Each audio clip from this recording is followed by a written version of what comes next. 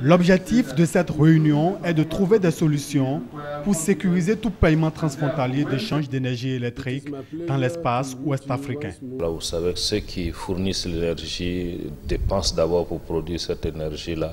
Et quand ils ne recouvrent pas l'argent en retour, il est difficile pour eux de générer encore, de produire encore l'énergie. Donc notre souci est de voir comment sécuriser les paiements de telle sorte que ce commerce-là, ces échanges d'énergie puissent continuer de façon normale, de façon sans perturbation. C'est un de nos sujets.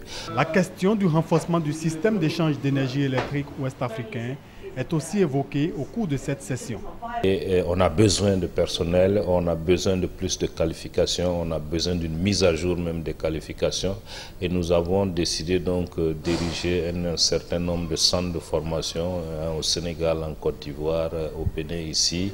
Le Bénin, membre de cette organisation, est ici représenté par le directeur général de la SBE. Les résolutions qui seront issues de ce conseil feront l'objet d'un compte rendu au niveau du ministère de l'Énergie et à partir de là, nous allons étudier quelles sont les possibilités pour le Bénin d'appuyer cette initiative du WAP. Cette session intervient au lendemain d'une réunion avec la Banque mondiale, un partenaire de l'organisation. Il faut dire que la Banque mondiale, en fait, est la structure qui a financé l'étude sur la sécurisation des paiements.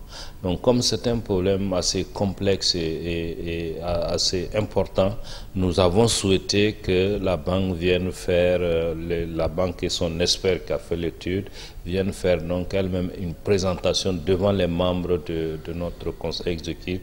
Le système d'échange d'énergie électrique ouest-africain est une institution spécialisée de la CEDEAO. Il couvre 14 pays et son siège est au Bénin.